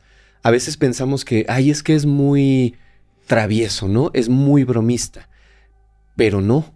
A veces esas bromas pueden ser muy crueles y pueden afectar de una manera irreversible a otra personita, ya sea un niño pequeñito o ya sea un adolescente o una persona ya adulta. O sea, no hay una edad como en la que no te sientas ya afectado por ningún comentario, ¿no? O sea, puede llegar el comentario exacto que te dobla por muy fuerte que seas. Entonces, creo que tendremos que tener mucha atención en nuestros hijos, de la edad que sea que los tengamos, y tratar de prevenir este tipo de situaciones, porque con este relato, con esta historia que nos acabas de contar, me doy cuenta los alcances que puede tener la crueldad hacia una persona, hacia esta niña, por ejemplo, que pues tenía problemas de sobrepeso, pues No lo hacía ni mejor ni peor persona. No, por supuesto que no. Por supuesto que no te hace ni mejor ni peor. Simplemente es un problema que a lo mejor viene inclusive de tiroides o Claro. algo que no puedes controlar, ¿no? O sea, a veces tenemos la idea de que las personas que tienen ese problema es porque comen mucho, ¿no? Y, ay, es que deja de comer. No, o sea, pueden tener un problema hormonal, pueden tener un problema de tiroides, pueden tener algunos problemas físicos que las lleva a estar en ese estado y que están luchando con ello constantemente. Y tenemos que tener la atención para que nuestros hijos no agredan a nadie y no se sientan agredidos tampoco, porque lo pueden ver como una simple broma, lo pueden ver como que, ay, no pasa nada, solo está bromeando, pero ve a dónde llega, a que una persona como esta niña en 3 veces intentara arrebatarse la vida. Imagínate, se lo hubiera logrado, qué bueno que no lo logró, qué bueno que salió adelante y espero que al día de hoy, no la conozco, pero espero que esté muy bien. Uh-huh. Pero imagínate si lo hubiera logrado, el cargo de conciencia que queda en aquellos que empezaron, primero en la maestra, que empezó toda esa cadena de odio, Uh-huh. y después en toda esa cadena que se fue uniendo eslabón tras eslabón hasta dañarla de una manera irreversible. Porque fíjate que yo con Jorge platico mucho y hemos llegado a la conclusión que las personas no cambiamos porque sí, ni cambiamos de un día para otro. Todo es una evolución de situaciones, así que yo siempre les decía o veía la importancia de ir por mis hijos a la escuela, Ajá. de que lo primero que vieran al abrir esa puerta fuera que la mamá los estaba esperando, porque eso yo podía ver las reacciones con las que salían, si salían enojados, si era demasiado la alegría de verme, no por el hecho de verme, sino porque los sacara del entorno en donde estaban. Entonces, si de repente les gustaba mucho cierto alimento y de pronto empezaron a rechazarlo, tenemos que saber por qué. O si de repente tienen gusto por cosas, o si traen elementos de la escuela que no les pertenecen, porque siempre están diciendo, ay, es que mi amiguita es tan linda que siempre me regala la goma, el lápiz. Informémonos un poquito más si en verdad se lo están regalando o lo está quitando de alguien más. Uh-huh. O el típico de, ¿por qué traes comida que no era tuya? Ay, es que a mi amiguito no le gusta, entonces él me lo regala. Investiguemos si en verdad se lo está regalando o se lo está quitando de mala manera. Pero eso igual lo podemos ver con nuestros jóvenes, lo podemos ver con los adultos, como bien lo dices. Las personas no cambiamos porque sí. Uh-huh. De repente ves a tu amigo que siempre estaba muy feliz y ahora está mucho más feliz de lo normal. Eso a veces también es signo de que algo está pasando. No solo el deprimido es el que está llorando, no solo el que puede tratar de quitarse la vida es el que está llorando, a veces es el que más se ríe. Sí. Entonces, pongamos un poco más de atención en lo que nuestros hijos nos comunican verbalmente, físicamente, incluso en la escritura, porque creo que siempre hay un momento justo para poder salvar a alguien, no solo de ser agredido, sino de agredir a alguien más. El punto es tener la empatía, que es súper importante, pero también la atención, ¿no? De observar a las personas que queremos y saber detectar. Y si detectamos, porque no somos todos expertos como lo eres tú, pero si detectamos algo distinto, algo fuera de lo normal, algo fuera del día a día, del carácter de esa persona, a veces hasta les puede salvar la vida. Pero acercándote, obviamente, a un profesional de la salud. Exacto, porque yo no soy psiquiatra ni soy psicóloga, pero ¿qué haría yo? Tratar de acercarme posiblemente a quien sí lo sé y decirle, le está pasando esto a mi familiar, a mi hijo, a mi esposo, o me estoy sintiendo yo así, y que esta persona entonces sea la indicada para trabajar con pero nosotros ya dimos el primer signo de ayuda. Es que somos el primer filtro. Exacto. Cuando vemos algo distinto. Y fíjate que tocaste un tema bien importante. Sí, obviamente manifestamos la mayoría de las veces nuestra tristeza, enojo, disgusto con expresiones no negativas, sino muy notablemente tristes o de enojo. Pero también eso que dijiste es muy importante. Una persona que no toda la vida es feliz, que no toda la vida está irradiando felicidad, si de pronto lo ves, es que también hay un cambio importante ahí. Hay personas que yo conozco muchas personas que todo el tiempo están como muy arriba su ánimo y todo el tiempo están contentos y riéndose, pero esa es su personalidad de toda la vida. Pero ¿qué pasa cuando de pronto ves a una persona que cambia del estado depresivo al estado súper alegre? En la escritura vemos estos cambios de emociones, pero también, y esto la verdad es que yo lo lamento mucho, imaginemos a una mujer que tiene un cierto sobrepeso y de repente baja. ¿Qué es lo primero que hacemos? ¡Ay, qué bonita te ves! ¡Ay, no! Con esa cara tan linda, lo único que te faltaba era bajar de peso. Te ves preciosa así. Cuídate, porque ya no vayas a subir. Y nosotros no sabemos lo que está pasando por esta persona. Igual y esta baja de peso tan importante es por un problema emocional, un problema médico, alguna enfermedad, una tristeza. Y entonces le estamos diciendo que lo que está padeciendo es mejor, porque físicamente se ve mejor. Pero en lugar de hacer eso, en lugar de preguntarle, oye, he visto que has bajado mucho de peso. ¿Estás bien? ¿Te sientes bien? ¿Te puedo ayudar en algo? Te ves muy linda ahorita, pero también te veías muy linda antes. Pero este cambio es importante, solo quiero saber si estás bien. Y te puedo asegurar que esa persona va a ser el mejor cumplido que tú le hagas a que solo le digas, por fin se te ve precioso el vestido. Te veías mal antes, ¿no? Eso le estás diciendo indirectamente. Antes te veías bien mal, ahorita ya te ves mejor. Así es. ¿Cómo hasta un cumplido puede afectar en una persona, no? ¿Cómo puede ser tan importante lo que escuchamos de las demás personas? Que no siempre debería de ser así, pero bueno. Oye, y casi por último, en el caso de los niños, ¿has tenido algún caso de pequeñitos que de alguna manera hayas detectado a través de su escritura, sus rasgos, quizás su rostro, etcétera, algún problema en el que tú hayas ayudado?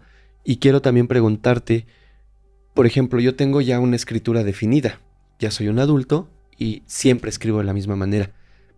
Entonces, ciertamente podría ser más sencillo que tú interpretaras mi escritura, pero ¿qué pasa cuando estamos en una etapa temprana y nuestra escritura no está definida? Sin embargo, creo y sé que sí puedes encontrar rasgos, puedes encontrar pistas, puedes encontrar cosas en la escritura de un pequeñito. Creo en alguna ocasión no equivocarme, me platicaste algo acerca de un pequeñito que ayudaste. ¿Nos puedes platicar? Claro. Pues no era jovencito. Si no mal recuerdo, haber tenido 6, 7 añitos. Chiquitito. Empezaba en la primaria, eso sí me acuerdo. Sí había estado en la preprimaria y en esto que se le llama prematernal, o sea, como que había pasado por todas las etapas como que más completas de la escuela. Ajá.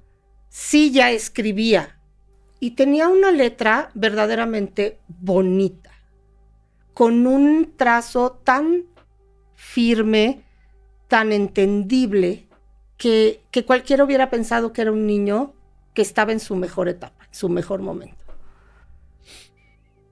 Resulta que la mamá comienza a notar que cada vez su letra, por eso lo que acabas de decir es bien importante, era perfecta, pero cada vez se va haciendo más y más pequeño. Ah, lo que te decía hace rato.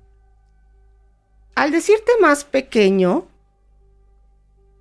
el último escrito que me entregaron, que duró alrededor, este cambio fue paulatino en más o menos entre 3 y 6 meses. ¿Ok?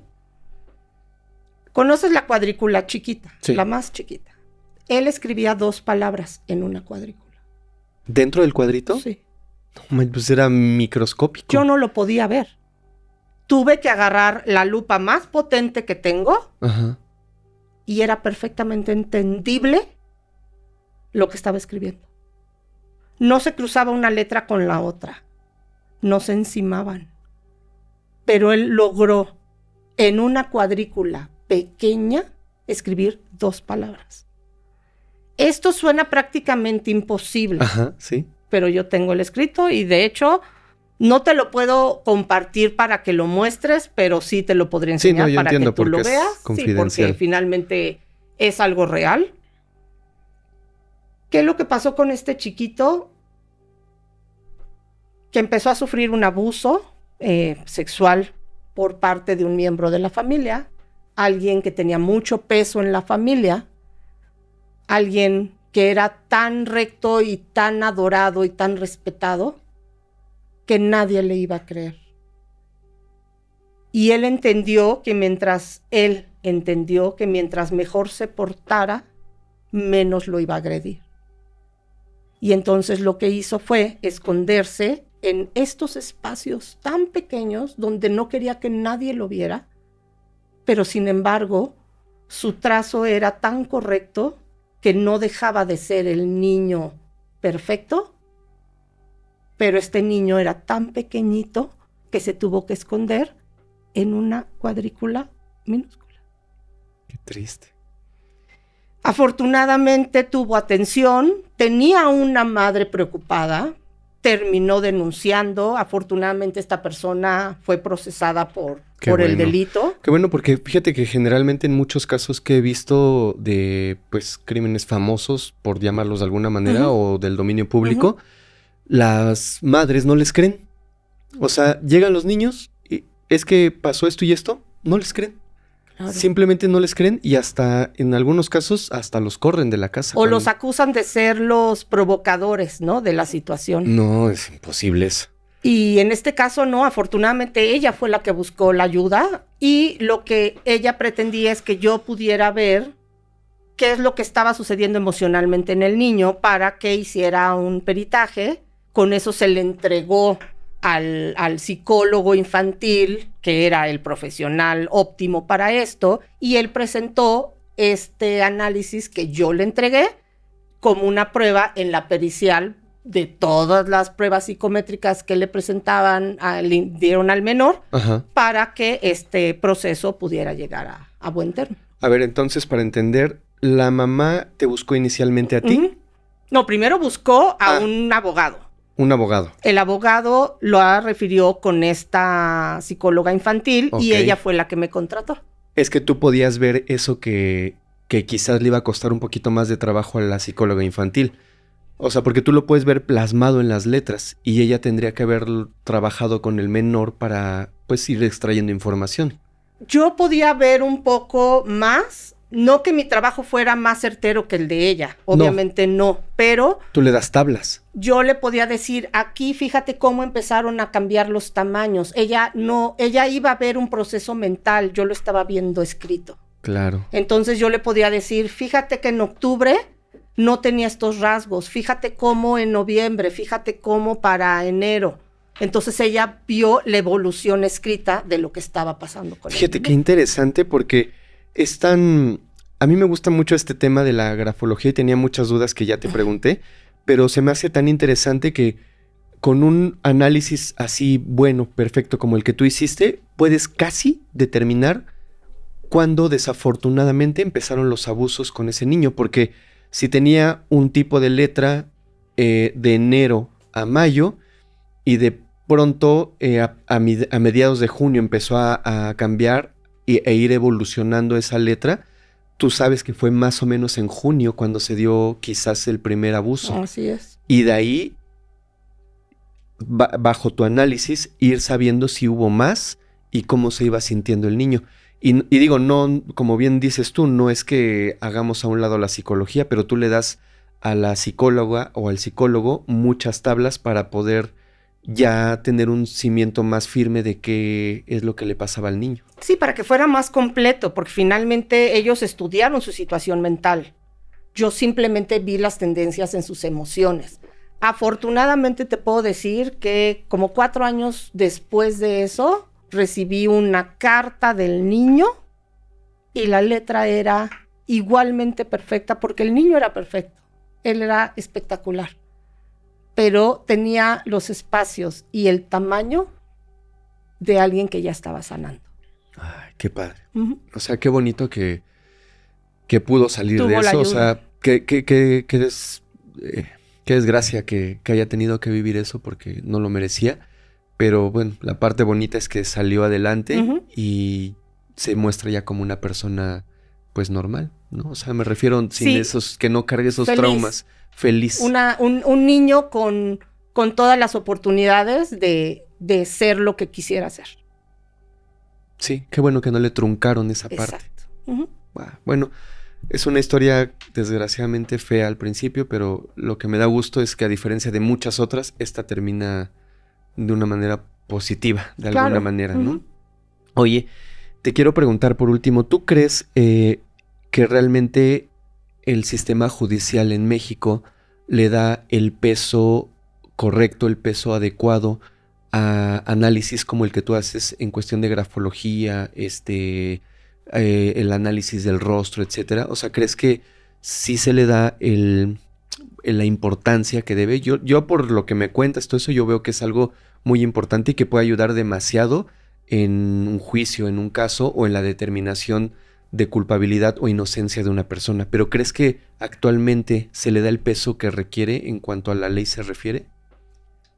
Mira, lo único que es legalmente aceptable es la grafología y la grafoscopía. Ujú. Lo del rostro no está reconocido a nivel legal, ya que es muy arriesgado decir que porque tú tienes la nariz de una forma vas a cometer ciertos delitos. Ajá. Vuelvo a lo mismo, tiene que haber muchas otras particularidades para que me hagan un general. Pero lo que sí creo es que muchos jueces, muchos abogados, muchos psicólogos, muchos psiquiatras sí están de acuerdo y sí avalan estos métodos de interpretación de un análisis grafológico. Hay otros que lo desconocen, le llaman una pseudociencia, que para mí no es una pseudociencia, es una técnica porque no es una ciencia como tal y eso hay que reconocerlo. Pero es una técnica de apoyo. Exacto, es una técnica donde Que en nos va a conjunto- apoyar. Sí, nos puede ayudar a reconocer un poquito más. Si bien en un ejemplo en Argentina, que hay grandes peritos grafólogos, en Francia, que es la cuna de la grafología, Ok, no sabía. hasta el día de hoy, las principales empresas, las más grandes, usan la grafología como un método de selección de personal y un método de conocer a su entorno laboral. O sea, es de lo más importante que hay. Y no lo digo yo, lo pueden buscar en internet, Ajá. en empresas, y la grafología está perfectamente reconocida. En el FBI utilizan grafólogos y hay grandes grafólogos en México. Hay un caso muy conocido que acaba de suceder, que no voy a dar muchos detalles, donde hubo unos escritos que fueron manipulados, donde llamaron a un grafólogo, pero destruyeron la evidencia para que no saliera a la luz. O sea que los grafólogos, por supuesto que están presentes en muchas periciales. Ok. Quiero entender entonces que la grafología quizás no resuelve por sí sola un caso, pero es de gran ayuda y es una prueba más. Es como cuando vas al doctor, ¿no? Que quieren saber qué tienes. Pues te hacen estudios de sangre, estudios de orina, etcétera, etcétera. Creo que es parte de un conjunto de... Es una herramienta más. Una herramienta Ujú. más que va a ayudar al psicólogo, que va a ayudar al abogado, que va a ayudar al detective, al especialista que esté en ese caso. Y en conjunto con todo, pues ya puedes llegar a un mejor juicio, ¿no? A una mejor definición de qué pasó. Yo he tenido personas que me quieren contratar y me dicen, te quiero llevar un escrito porque quiero saber si mi hijo está consumiendo drogas o si mi hijo está haciendo tal cosa, para que tú me digas y ya con eso poder hablar con él. Y yo les digo, no, a ver, no. Yo te puedo decir efectivamente si hay algún consumo de alguna sustancia, no de cuál, pero por los trazos como han cambiado, que sí se puede notar. Ok. Pero si yo te hago este análisis, tú lo que tienes que hacer es tomarlo y llevarlo a un psicólogo. Sí, no regañarlo y agarrarlo tú, ¿no? Porque yo no lo voy a diagnosticar. Yo no le voy a decir qué patología tiene o qué enfermedad tiene. Ni con lo que yo te diga, tu hijo ya vas a entender. No, para eso hay especialistas de la salud mental. Claro. Yo no te puedo decir si tu marido te va a ser infiel o no. Yo te puedo decir si Puedo encontrar rasgos de honestidad, de decencia, de cambios, cómo está su sexualidad en ese momento, sí. Pero yo no te puedo decir por qué, porque es abrir una caja de Pandora con información que yo no sé tú cómo vas a recibir. Y si yo te digo que tu marido sí es infiel y tú vas y tomas un arma y lo matas. Ajá, sí. Imagínate qué riesgoso. Así que yo hago un análisis simplemente para ver las tendencias de la emoción del momento del escrito. Pero él de la salud mental, entonces va a diagnosticar y va a medicar si es que es necesario. Claro, sí, es un conjunto de todo. Así es. Oye, Vilma, antes de que nos vayamos, seguramente este programa lo ven muchos jóvenes. Me gustaría que les dieras un consejo, que les dieras, pues sí, un consejo, porque hay muchos que les llama la atención estos temas y seguramente algunos quieren o querrán después de esto estudiar grafología porque es súper interesante y todo lo de los gestos. Pues algún mensaje que les quieras dar a todas esas personas que están interesadas y que quieren estudiar lo que tú sabes hacer. Yo en los cursos que doy no formo peritos, ¿ok? Para eso hay universidades y hay academias donde tienen las licencias correctas para poder, esto no se aprende en 2 meses, ni en 6 meses, ni en 8 meses. Esto es una carrera que por lo menos a mí me costó casi 3 años, más lo que me perfeccioné en grafología forense. Así que son muchos años de estudio.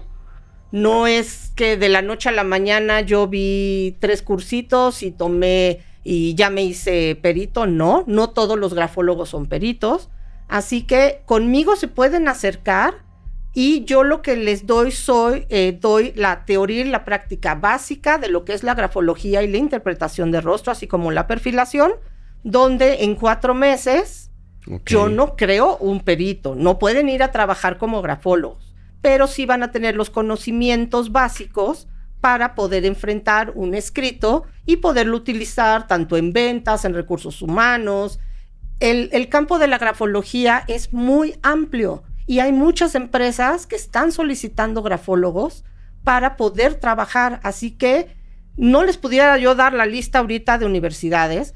Lo único que les pediría es que busquen escuelas que tengan certificación ante la SEP o ante la UNAM, donde la licencia que les van a entregar, porque los peritos tenemos una licencia como tal para poder trabajar, que nos las exige un juez si es que presentamos un peritaje. Así que hay muchas escuelas que sí están avaladas y que es un campo grande. Se necesitan buenos peritos en México, también grafóscopos, los bancos, las universidades. Hay muchas zonas donde pueden trabajar, pero sí les pediría que se acerquen a personas que tengan un respaldo no solo académico, sino de experiencia. Esto es una rama que se necesita mucha experiencia, más de lo que aprendiste. Yo hay trazos que ni siquiera he podido ver, pero existen en los libros, porque hay 1000 maneras de escribir. Ok. Podríamos decir entonces que un curso como el que tú ofreces incluso puede servir para saber si van por el camino correcto, ¿no? Por supuesto. O sea, son 4 meses en los que vas a aprender un montón de cosas, pero también me doy cuenta si realmente fue la emoción del momento que quería yo ser grafólogo, o si es algo que no me llama la atención, o es algo que sí me va a apasionar, y entonces después de ahí puedo ya hacer lo que tú hiciste. Exacto. Volverte ya un profesional, ya pensar en una carrera universitaria, etcétera, etcétera. Pero este sería como el primer paso para saber si van o no por el camino correcto. Así es. ¿Cierto? Ok, perfecto.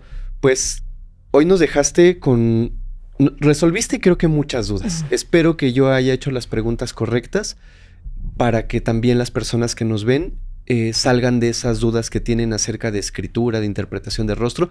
Aún así, creo que se quedan en el tintero muchísimos más temas de los que podrías hablar y platicarnos, que me gustaría que en algún otro programa, si tienes oportunidad, pues volviéramos a grabar y habláramos ahora de otros temas que, te digo, quedan muchas dudas ahí. Te quiero agradecer por haber estado aquí en la mesa de Criminalmente. Sabes que eres invitada cuando tú quieras y cuando gustes venir. Aquí está tu casa. Y antes de irnos nuevamente, me gustaría que nos compartieras redes sociales, plataformas, dónde te va a buscar, te van a buscar un montón de personas, dónde te pueden seguir, ver tu trabajo, lo que subes, etcétera. Muchas gracias. Sí, bueno, yo participo con el doctor Jorge Olivares todos los lunes en Relatos Forenses, en La Cara del Psicópata. Acabo de estrenar un canal que se llama Relatos del Misterio. Pues todos los miércoles, muchas gracias, bajo la producción de José Grajales, que es Pepi Chema, que los invito también a que lo sigan.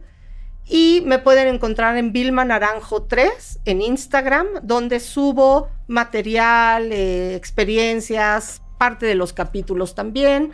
En Facebook me pueden encontrar como Vilma Naranjo, y si necesitan información también hago análisis de manera privada, si es que necesitan para algún tipo de trabajo o para conocimiento. O lo que acabas de contar, el caso de este chico, ¿no? Que se te acerca la gente, oye, quiero saber si está consumiendo, si está haciendo, por qué cambió su carácter, a partir de cómo, por qué, ¿no? O sea, un peritaje, por decirlo así, a manera personal, solo para saber un poquito más de tu ser querido. Así es.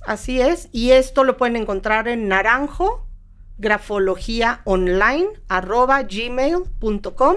Ahí me pueden escribir y yo de inmediato les respondo y podemos platicar de las nuevas fechas y de cómo es que manejo estos cursos. Perfecto. Pues ahí está, ya tenemos todos los datos de Vilma para que la sigamos.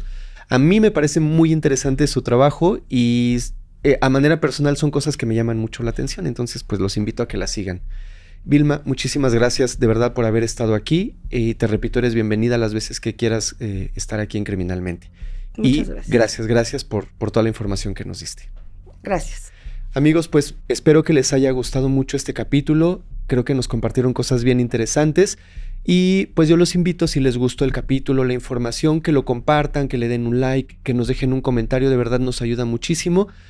Y si es así, yo los espero la próxima semana en un nuevo capítulo de Criminalmente, donde juntos nos sumergiremos en la mente de algún criminal y trataremos de entender por qué lo hizo. Muchas gracias.